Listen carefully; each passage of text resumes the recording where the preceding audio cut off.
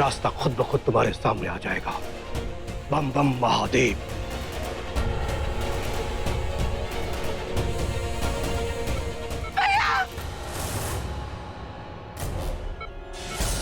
ऋषभ, ऋषभ, ऋषभ क्या हुआ?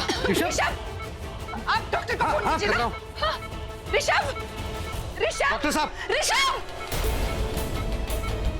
डॉक्टर ऋषभ, जल्दी आइए। ऋषभ क्या हुआ? डॉक्टर, क्या हुआ ऋषभ को? ऋषभ नहीं, तुम मुझे छोड़ के नहीं जा सकते ऋषभ। डॉक्टर जल्दी।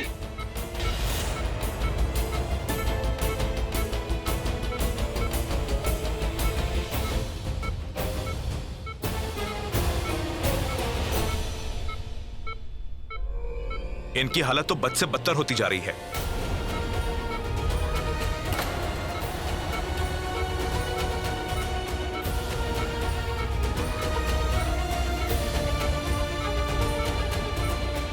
पापा की हालत भी ऐसे ही खराब, फिर वो भी कभी ठीक नहीं हुए।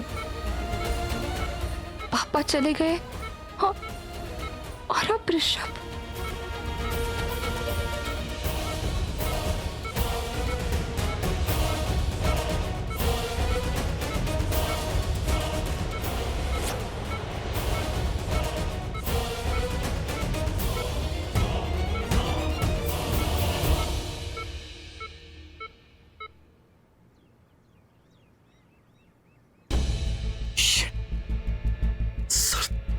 फट रहा है यार।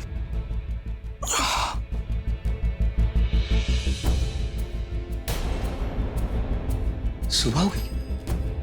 इसका मतलब रात भर में यहां था। शिट, घर पे तो सब पागल हो गए होंगे। निकल ले बेटा युग, तेरा बाप तो बवाल मचा देगा।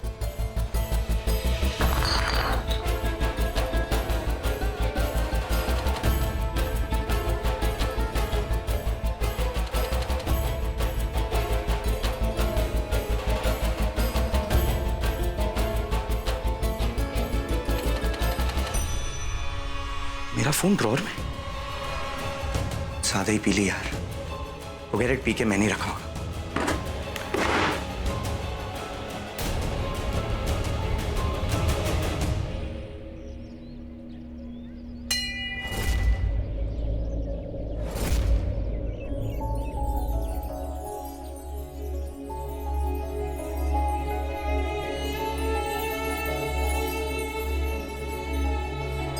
माँ, बुराई की हमेशा हार होती है और सच्चाई की जीत। जब भी कोई महिषासुर आया है, आपने उसका विनाश किया है, तो अब क्यों नहीं? अब वो ब्रह्म राक्षस आजाद क्यों घूम रहा है? और ऋषभ अपनी जिंदगी के लिए क्यों लड़ रहा है?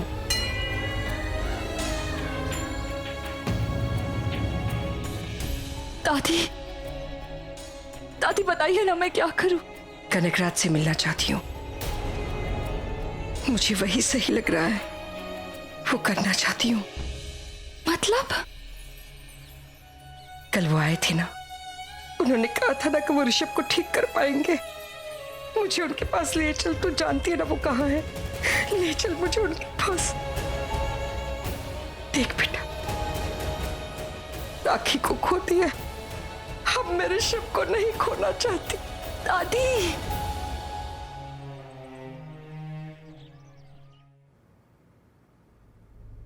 मेरा फोन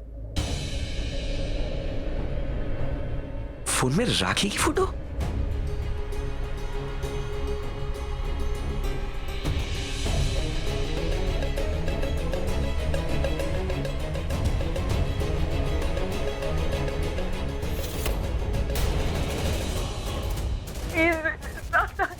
क्यों कर रहे हो? आपको मेरी जान की परवाह नहीं है क्या? Please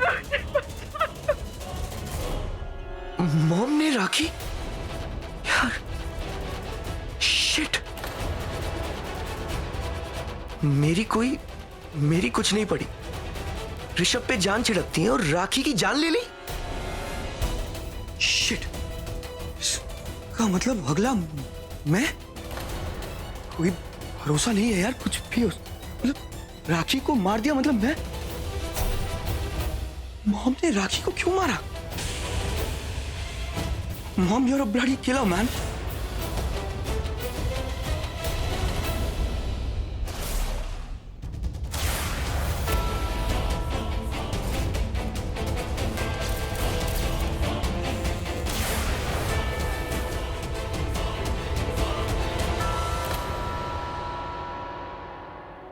phone.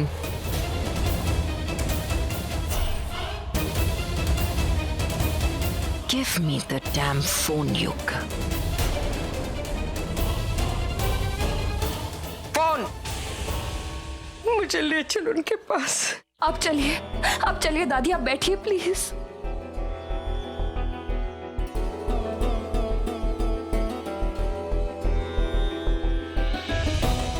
मैं ऋषभ को नहीं खोना चाहती। दादी ऋषभ को कुछ नहीं होगा। मैं आपको कह रही हूँ ना, ऋषभ को कुछ नहीं होगा। प्लीज ऐसे मत सोचिए। मेरे बच्चों के बारे में भी मैं यही सोचती थी, लेकिन चल गए। कैसे दादी? उन बातों को मैं नहीं दोहराना चाहती हूँ। रेना, मौत एक सच्चाई है। मौत होती है। मैं जानती हूँ दादी। मैंने अपने मम्मी पापा को खो दिया और फिर सुरेश पापा को भी खो दिया। मेरे एक वही तो थे, उन्हें भी खो दिया मैंने। मैं जानती हूँ मौत कितनी दर्दनाक होती है। जानती है ना, तो फिर उसी दर्द को क्यों अपनी जिंदगी में वापस लाना चाहती है? मुझे एक बात बता, सच बता, अगर भगवान न करे ऋषभ को कुछ हो गया तो तू सह पाएगी? सच बता।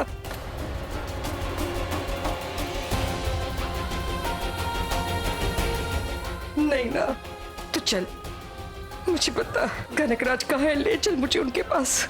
दादी मैं जानती हूँ वो कहाँ है। जानती है ना, तो ले चल मुझे।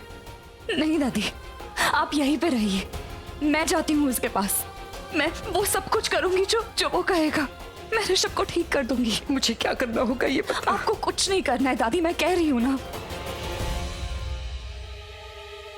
बुराई का विनाश इतना आसान नहीं है, बहुत मुश्किल है, लेकिन मैं करूंगी, करना ही पड़ेगा मुझे।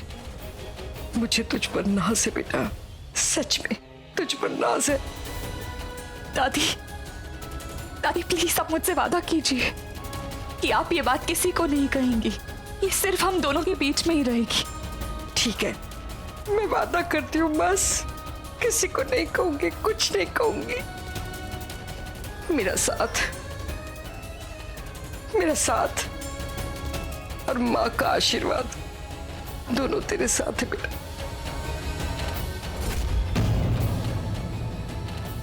बस मुझे और किसी चीज की जरूरत नहीं है।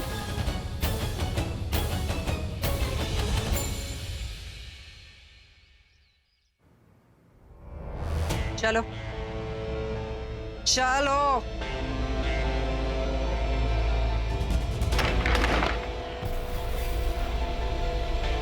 तू अगर इतना बड़ा नहीं हो गया होता ना युग, आज खींच के चाटा लगाती मैं तुझे। अपनी माँ के खिलाफ जाएगा? हाँ, अपनी माँ के खिलाफ जाएगा, और वो भी ऐसी माँ के खिलाफ जिसने अपनी सारी जिंदगी सिर्फ तेरी जिंदगी बनाने में लगा दी। हाँ, एक वीडियो क्या देख ली? माँ तेरे लिए गलत है? हाँ, क्या जानता है तू? बस राखी रो रो के पूछ रही, आपको मेरी परवाह क्यों नहीं? आपको परवाह क्यों नहीं है मेरी? तो सुन, सच तो ये है कि मुझे राखी की परवाह इसलिए नहीं थी क्योंकि राखी मेरी बेटी नहीं थी। What? What do you mean, राखी आपकी बेटी नहीं थी? ना राखी मेरी बेटी थी और ना ही ऋषभ मेरा बेटा। तू मेरी इकलौती औलाद है। राखी बेटी नहीं थी, ऋषभ बेटा नहीं था, तो दोनों कौन है? वो दोनों जस्सी बुआ जी के पोता और पोती, उनकी बेटा और बहू के बच्चे। वो बेटा और बहू कहाँ हैं अभी? युग, तुझे कहानियां सुनने का बड़ा शौक है। क्या कहते हैं फिल्मों में? बहुत लंबी सी कहानी है, तो शुरुआत से सुन। कहानी शुरू हुई थी तब, जब कॉलेज खत्म हुआ था। एक नई कहानी शुरू हुई। दो अमीरजादे, नलिन और आशीष। मैं हमेशा अप्पू से यही कहती थी कि यही दोनों हैं जो हमारी लाइफ को सेट कर सकते हैं। लेकिन वो लूजर आशीष एक बहन जी टाइप सुधा से प्यार करता था और इनमें शादी भी उसी से कर ली।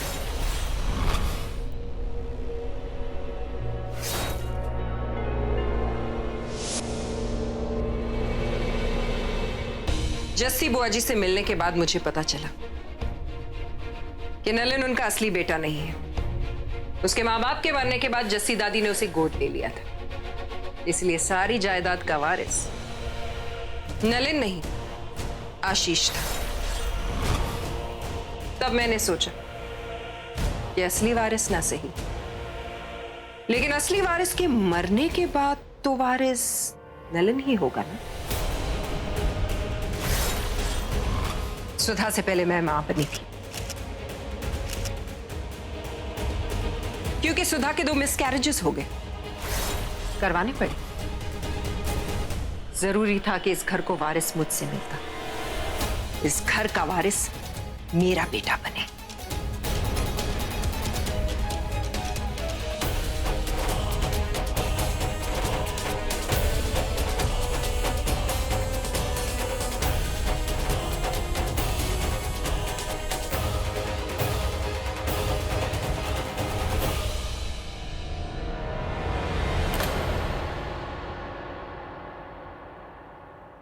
सब कुछ बिल्कुल सही चल रहा था, लेकिन फिर कुछ गलत हो गया। ऋषभ पैदा हो गया।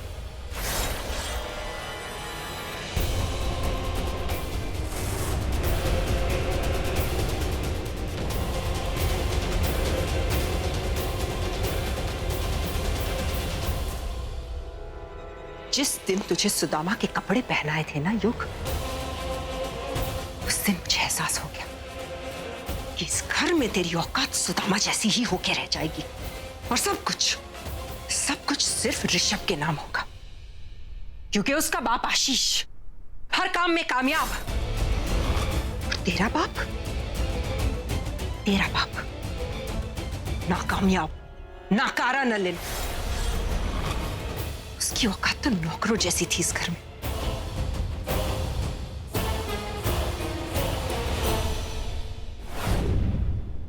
नलिन, मोहिनी, आशीष और सुधा का एक्सीडेंट हो गया।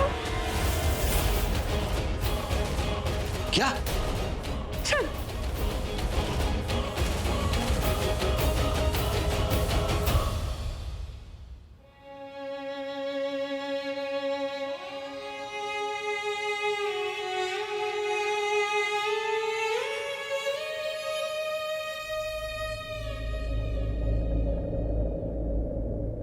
बुआ जी, आप फिक्र मत कीजिए, आज से मैं हूं ना ऋषभ और राखी की मां।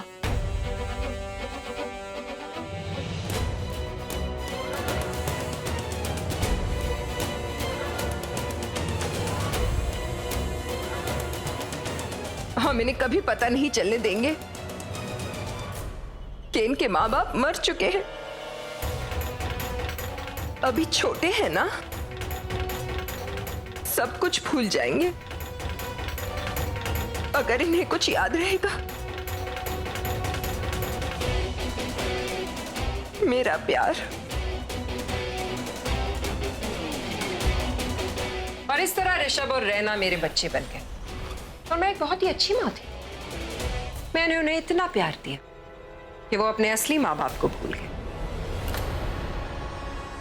ये इतने सालों से मॉम आप ये प्लानिंग कर रहे हो? इतना कुछ किया आपने, इतना कुछ करने के बाद भी आज हम कंगाल क्यों हैं? Why? और संजय से हमारा क्या कनेक्शन है? वो राक्षस हमारी जान के पीछे क्यों पड़ा हुआ है? ये सब भूल जाइए मॉम, मुझे ये बताइए कि आज भी हम कमलपुरा में क्यों हैं? तेरे नाकारा बाप की वजह से। व्हाट? आशीष और सुधा की मौत के बाद सारा बिजनेस तो जस्सी बुआ ने नलिन के हाथों में सौंप दिया, लेकिन जायदाद उसके नाम नहीं। और इसीलिए मुझे प्लान बी को अंजाम देना पड़ा। मैंने अप्पू को संजय से मिलवाया, इस गांव के जमींदार से, और उसकी शादी करवाई। और फिर प्लान ही के मुताबिक संजय को मरवा दिया।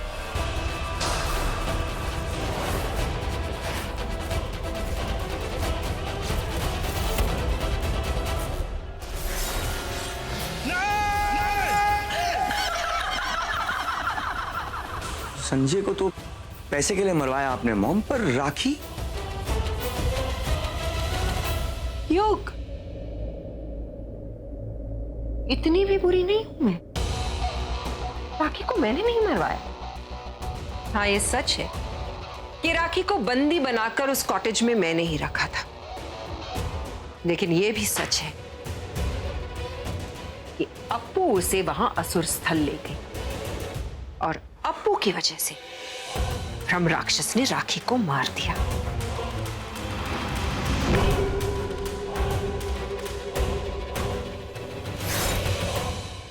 तो अब समझ आई सारी कहानी तुझे? तो ले ये फोन और तोड़ के फेंक दे इसे। वैसे ही इस फोन की वजह से कितनी मुश्किलों का सामना करना पड़ा है। तेरे मामा के हाथ लग गया था और बड़ी मुश्किल से हासिल किया दोबारा। उन्हें मारकर?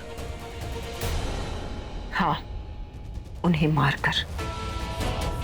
क्योंकि उस एहसान फरामोश आदमी ने क्या किया था मेरे साथ जानता है तू? क्या नहीं किया था मैंने उनके लिए?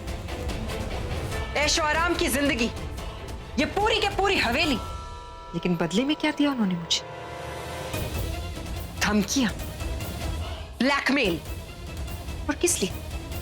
सिर्फ 1 करोड़ रुपए के लिए, जो तेरे उस स्टूपिड बाप ने अपनी स्टडी में छुपा कर रखे थे। डैड ये सब जानते हैं? डैड ये सब जानते हैं। तेरे डैड ये सब इसलिए नहीं जानते क्योंकि मैं इस प्लान को कामयाब होते हुए देखना चाहती हूँ, इसे अंजाम देना चाहती हूँ।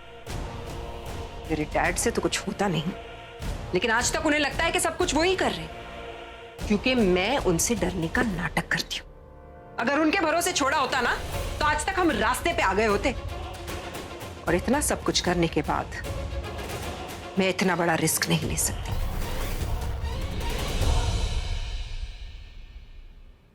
मुझे क्या करना होगा? तुझे भी ये सब इसलिए बता रही हूँ युग, क्योंकि तू मेरी इकलौती औलाद है, मेरा खून है, मेरा वारिस है तू।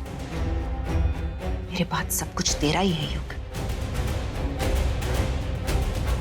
ओके मॉम, मुझे क्या करना होगा? मेरे अगले प्लान में मेरा साथ देना होगा। वो प्लान जो बहुत ही जल्द कामयाब होने वाला है। हमें एक बहुत शक्तिशाली बूटी मिलने वाली है युग, जो हम हासिल करके ही रहेंगे। बूटी? और ये बूटी कौन लाएगा हमारे लिए? रहना।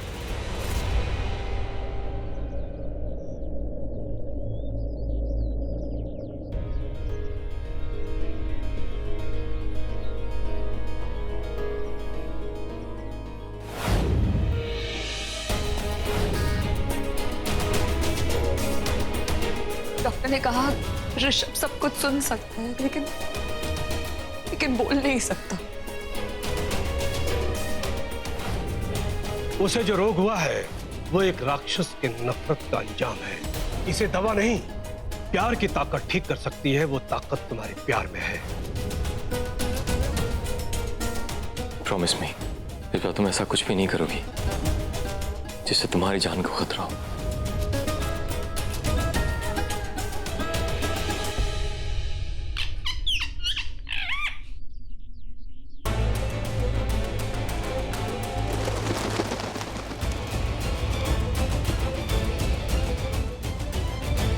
कनकराज जी, मुझे आभास हो गया था, हवाओं का रुख बदल चुका है, नियति का रंग बदल रहा है। नियति की नियत, वो तेज, वो ताकत आ गई है जो किस्मत बदल देगी। वो ताकत प्रेम की हो सकती है। मैं जानता था तुम आओगी।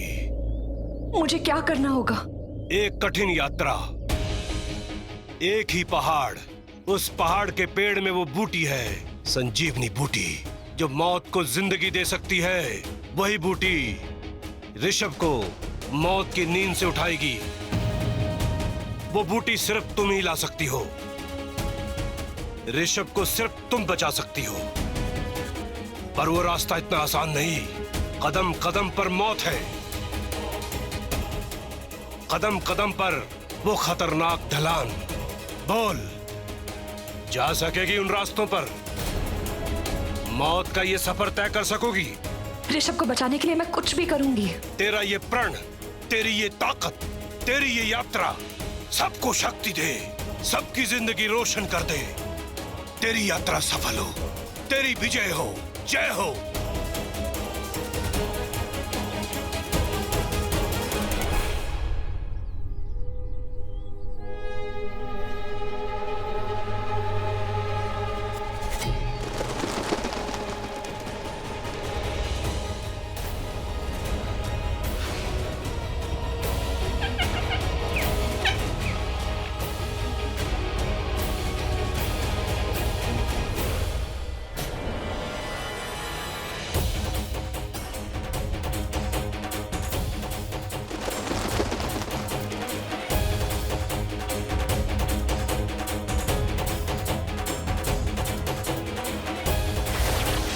गांव का रास्ता सीधा है, उसके बाद सब कठिन पथरीला रास्ता।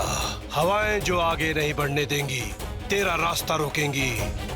दो पहाड़ों के फासले जो जुड़े नहीं हैं, जिन्हें जोड़ना होगा, उन्हीं पे चलना होगा।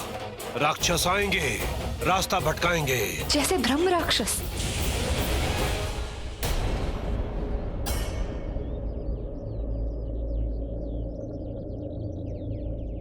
ब्रह्म राक्षस को तो तू देख पाएगी। कमल राजगिरा माँ की विभूति से उसे रोक सकेगी। पर ये राक्षस दिखेंगे नहीं, क्योंकि ये कहीं बाहर नहीं, तेरे अंदर है। पर जब तू उस बूटी को लेने गुफा में जाएगी, तो ये राक्षस तेरे सामने आएंगे, तेरा रास्ता रोकेंगे। तुझे उनका सामना करना होगा। गलती से भी कोई गलती मत करना। ये बूटी संजीवनी बूटी है।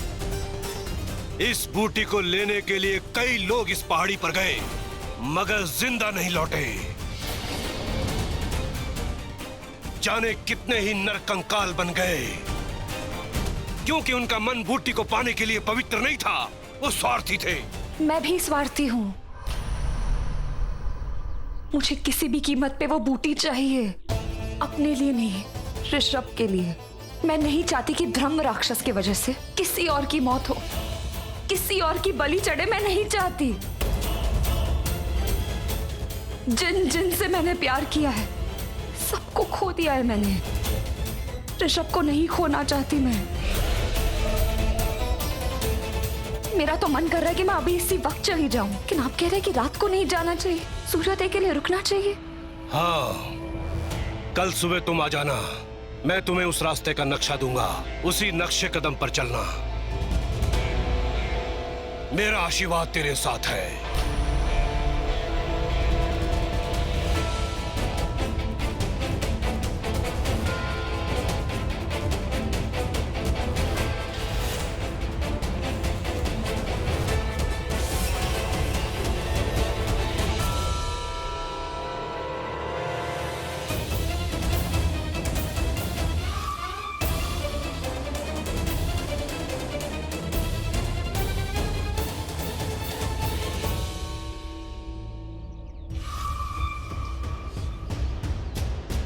आज तक मैंने जो कुछ भी किया, इसीलिए किया कि सब कुछ मेरा हो जाए, और मेरे बाद मेरे इकलौते वारिस मेरे युग का हो जाए। कल सब तुम्हारा होगा। होना ही होगा, क्योंकि मैं जानती हूं वो लड़की रैना उस बूटी को लेकर जरूर आएगी, लेकिन उसे तुम्हारी मदद की जरूरत पड़ेगी। तुम्हें साए की तरह उसके पीछे रहना होगा। इस तरह से पीछा करो कि जब वो पीछे मुड़कर देखे, उसे कोई ना दिखाई दे। और हाँ, मुझे ऐसा भी लगता है कि तुम्हें ब्रह्म राक्षस को ले जाना चाहिए, रास्ते में आसानी होगी। और जैसे ही उसे वो बूटी मिल जाए, उस लड़की को मार दो। ऐसा ही होगा। रहना कि आज की रात आखिरी रात होगी।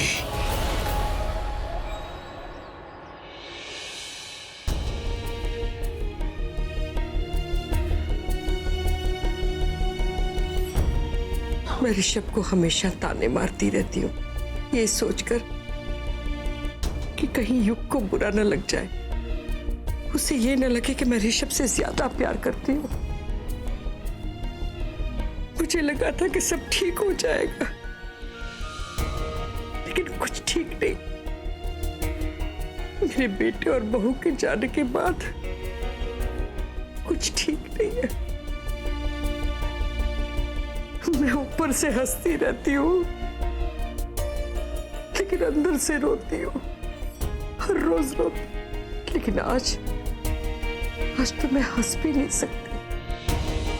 ऋषभ की जान खतरे में, वो मौत से लड़ रहा है। आशीष, ऋषभ तेरी आखिरी निशानी है। उसे मैं कैसे मिटने दूंगी? नहीं, लेकिन उसकी जान बचाने के लिए आज मैंने किसी और की जान खतरे में डाल दी है। लेकिन आज मैं बहुत स्वार्थी हो गई हूँ, बहुत स्वार्थी। स्वार्थी नहीं है दादी।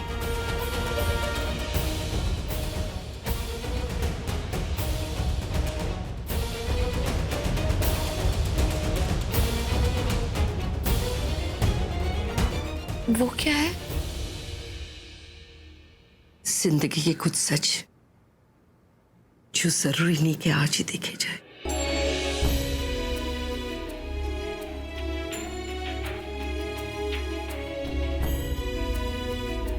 आपको लगता है आप स्वार्थी हैं? को पता है मैंने कनकराज जी से क्या कहा? कि सबसे स्वार्थी तो मैं हूं। और मैं क्या करूं दादी? ऋषभ के लिए वो बूटी मैं लाऊंगी ही लाऊंगी। तू स्वार्थी नहीं है बेटा, ये तेरी अच्छाई है।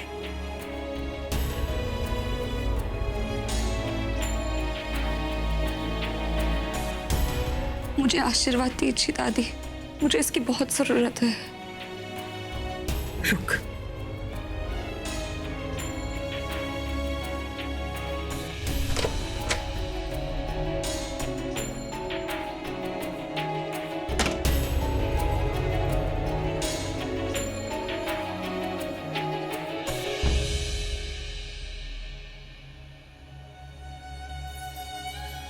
तेरी मां का आशीर्वाद है, मैं तेरे लिए प्रार्थना करूंगी। हाँ,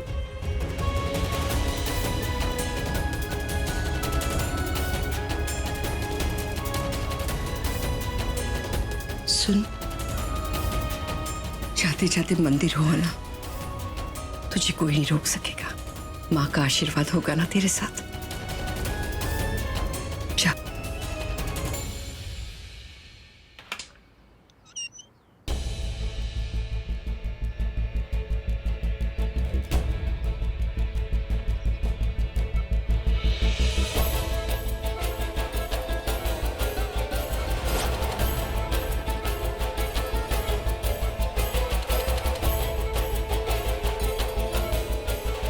ऋषभ, मैं तुम्हारी जिंदगी लाने जा रही और लेकर ही वापस आऊंगी, चाहे जो हो जाए। मेरा दिल कहता है भगवान मेरे साथ है। और फिर तुम्हें अपना ये मौन रखना बंद करना होगा, बातें शुरू करनी होंगी मेरे साथ। वो पहाड़ मुझे क्या डराएंगे, मुझे क्या रोकेंगे? तुम्हारी चिंदी हो ऋषभ, उन पहाड़ों को चीर कर आऊंगी, देख लेना। चलो मैं जा रही हूँ, जल्दी वापस आऊंगी।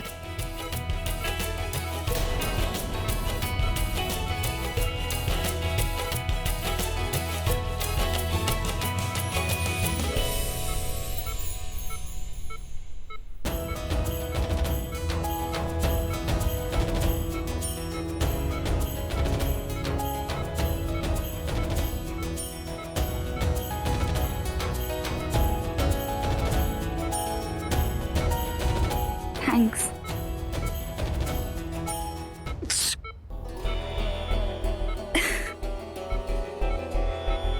जाते जाते भी हंसा दिया। जा रही हूँ, जल्दी वापस आती हूँ। Thank you.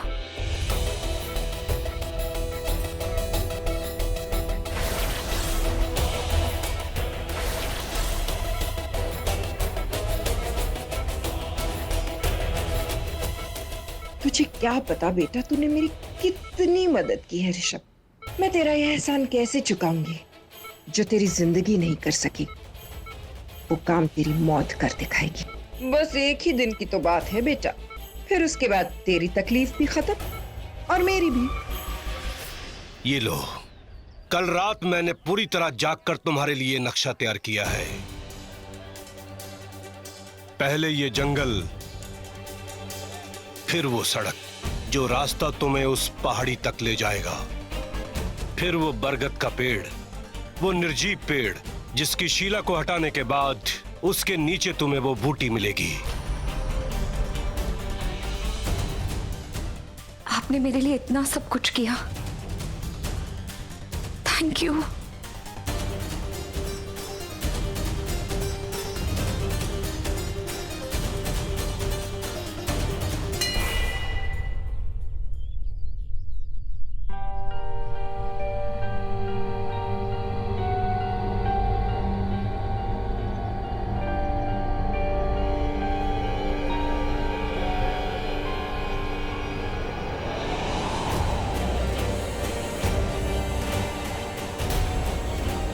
माँ का आशीर्वाद मिल गया बेटा, माँ तुम्हारे साथ है।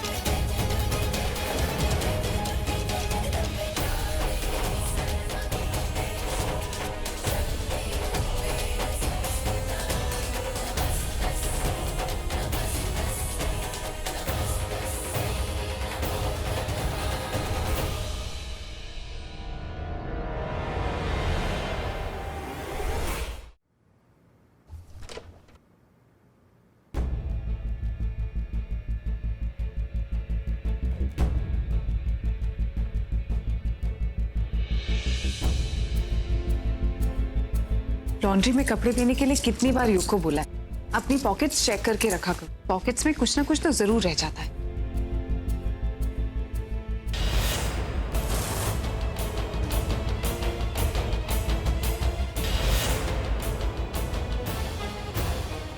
लिपस्टिक का निशान, यानी युग की जिंदगी में कोई और लड़की है। परसों पूरी रात युग घर नहीं आए, मैं डर डर के मरी जा रही थी कि कहीं युग पे ब्रह्म राक्षस अटैक ना कर दे। लेकिन युग, मैं दिन रात युग को खुश करने की कोशिश करती रहती, उनके इतने जुल्म सहती, लेकिन उसके बावजूद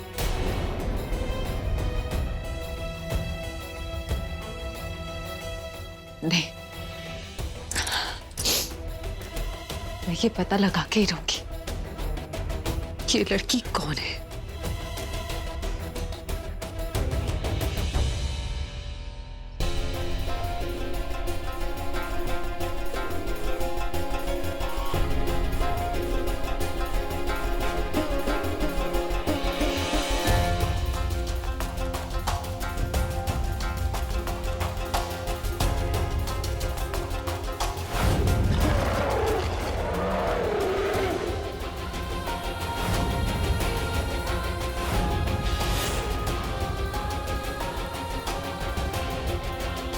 इनकी हालत तो बद से बदतर होती जा रही है।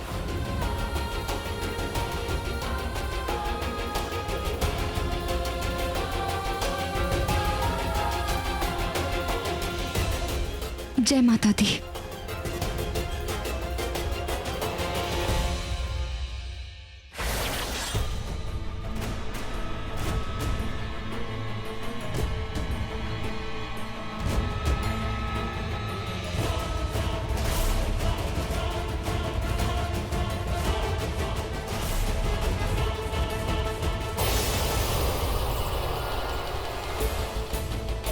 याद रहे, वो लड़की तुम्हें कहीं देख न ले।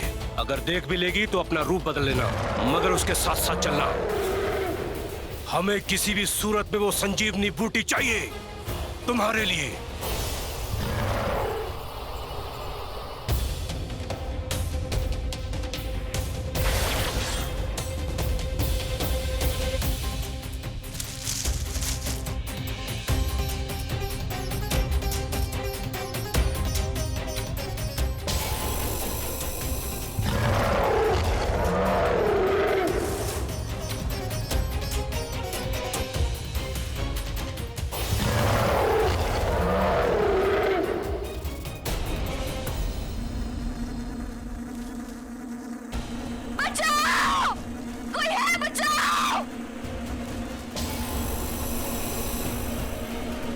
मैं क्या करूं? क्या करूं? हम उसकी मदद नहीं कर सकते। अगर हम उसकी मदद करेंगे तो वो हमें देख लेगी।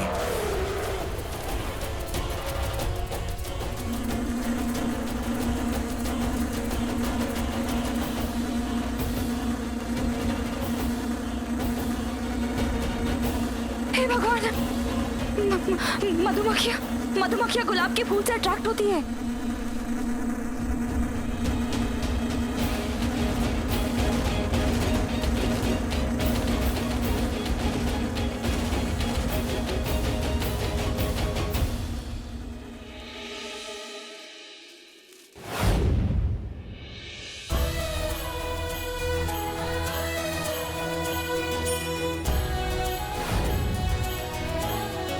ऋषभ, तुम यहाँ नहीं हो, फिर भी मुझे बचा लिया। Thank you.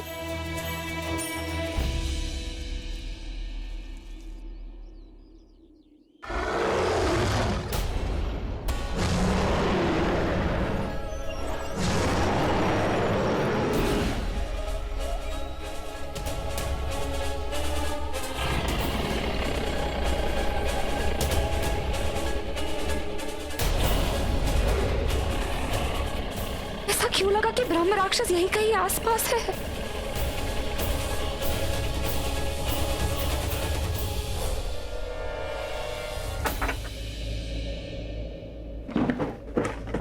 सॉरी।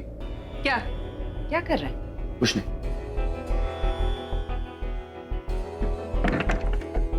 बरसों से बाप के साथ मिलके बिजनेस में चोरी चकारी कर रहा था, तब हाथ नहीं कांपे तेरे। सिर्फ पैसों के लिए भाई की शादी कियारा से करवा दी, तब दिल नहीं कांपा तेरा। आज बड़ा कांप रहा है। वो भाई नहीं है मेरा मॉम। कैसे पता चला तुझे? मैंने बताया इसीलिए पता चला ना। जब शादी फिक्स की तब तो नहीं पता था ना। फालतू की बकवास किए जा रहा है। बाप बेटा दोनों ने मिलके बिजनेस को डुबा दिया, तब कलेजा नहीं कांपा था दोनों का। आज कांप रहा है।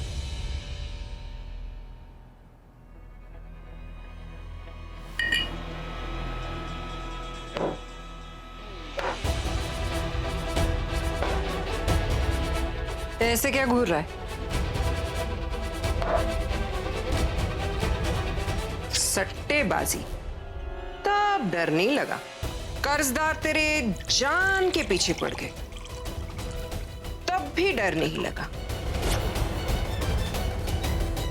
बाप बेटे ने मिलकर पता नहीं दुनिया की क्या क्या बुरी चीजें की, तब डर नहीं लगा था। लेकिन आज मेरे बेटे को डर लग रहा है, ज्यादा डर लग रहा है। पी ले, डर की दवाई है, सब ठीक हो जाएगा। चल। बात सिर्फ पैसे की है ही नहीं मॉम, हम सबकी जान को खतरा था यहाँ उस राक्षस से। उस राक्षस को आप कंट्रोल कर रही हैं। तो क्या फर्क पड़ता है? युग, तुझे ऐसे क्यों लगता है कि हम जैसे लोग किसी ब्रह्म राक्षस से कम होते? और वैसे भी मुझे तो उस राक्षस और रैना में कोई फर्क ही नजर नहीं आता। एक से कहो ये कर दो, वो कर देता है। दूसरी से कहो बेटा ये काम कर दे, वो भी कर देती है। एक्चुअली एक फर्क है, आज तक रैना ने किसी को मारा नहीं,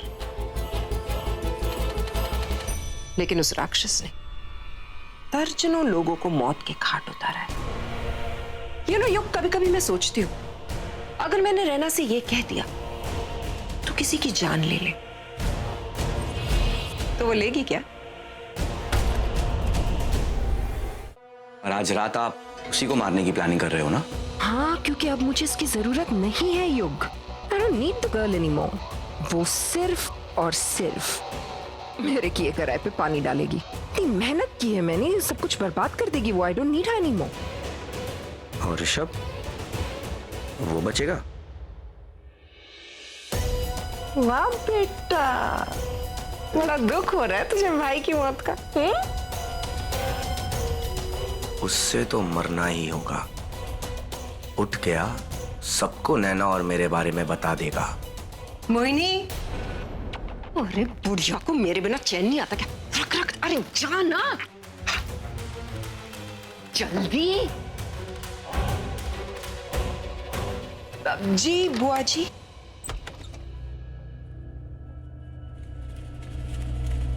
अब कैसी है तू? ठीक हूँ बुआ जी। युग, अब मैं ठीक हूँ, मुझे तेरी जरूरत नहीं है यहाँ। तू जा बेटा, अपना काम कर ले।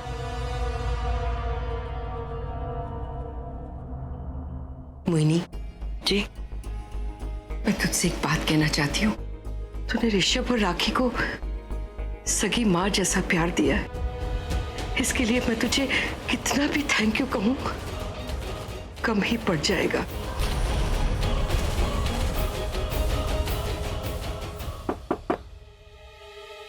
वाह बुआ जी, क्या बातें चल रही है भाई? बुआ जी आज मुझे पराया करने के लिए आई थी। मैं ऋषभ की असली मां नहीं हूं ना, इसलिए मेरा शुक्रिया अदा करने आई है। जानती हैं बुआ जी, आशीष भाई साहब और सुधा भाभी अगर आज जिंदा होते ना, उनसे भी लड़ जाती ऋषभ के लिए। ऋषभ को नहीं लौट आती उन्हें। जानती हूं कि राखी को नहीं बचा पाई मैं, लेकिन ऋषभ के लिए किस्मत से भी लड़ जाऊंगी मैं।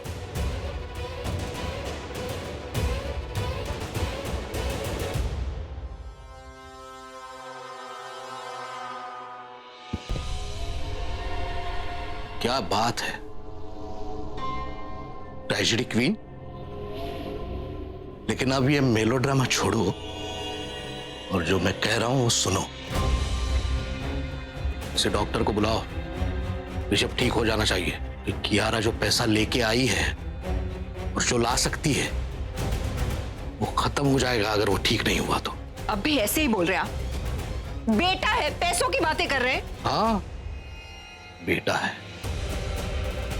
बेटा है तो जिंदा रखो उसे। उसके लिए चाहे तुम्हें कुछ भी करना पड़े करो। मेलोड्रामा करती है।